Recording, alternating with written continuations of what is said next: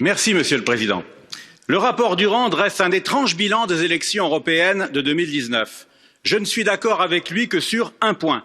Comme lui, je me félicite de la participation accrue aux élections, qui constitue un signe encourageant de regain d'intérêt pour le processus démocratique. Mais je suis en désaccord sur l'explication de ce regain d'intérêt.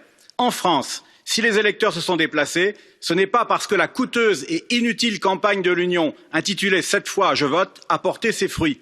C'est parce qu'ils se sont passionnés pour la lutte que se sont livrées les deux listes principales, celle de Jordan Bardella et du Rassemblement national, ayant finalement triomphé de celle du président de la République Emmanuel Macron. Quant à tirer de ce regain de participation la leçon d'une adhésion des citoyens à l'Union, c'est très présomptueux. Car au lendemain de la révolte des Gilets jaunes, beaucoup d'électeurs ont au contraire voté pour manifester leur défiance envers l'ultralibéralisme de l'Union, qu'ils jugent à juste titre co-responsables de leur malheur. Circonstance aggravante, le rapport Durand ne se contente pas de dresser le bilan des élections.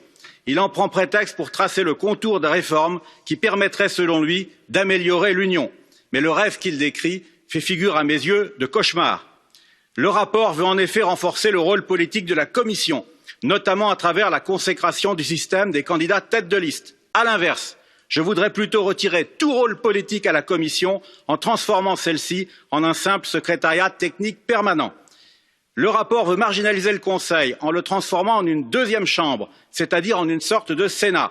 À l'inverse, je voudrais plutôt renforcer son rôle en lui confiant l'initiative législative. Le rapport veut transformer le Parlement européen en représentant d'un introuvable peuple européen, avec liste transnationale, droit électoral unifié et création d'une autorité électorale européenne. À l'inverse, je voudrais plutôt qu'on réfléchisse aux moyens de le rendre plus représentatif des nations européennes. En conclusion, je m'oppose au rapport Durand parce qu'il veut créer un empire supranational alors que je défends le projet d'une Europe des nations.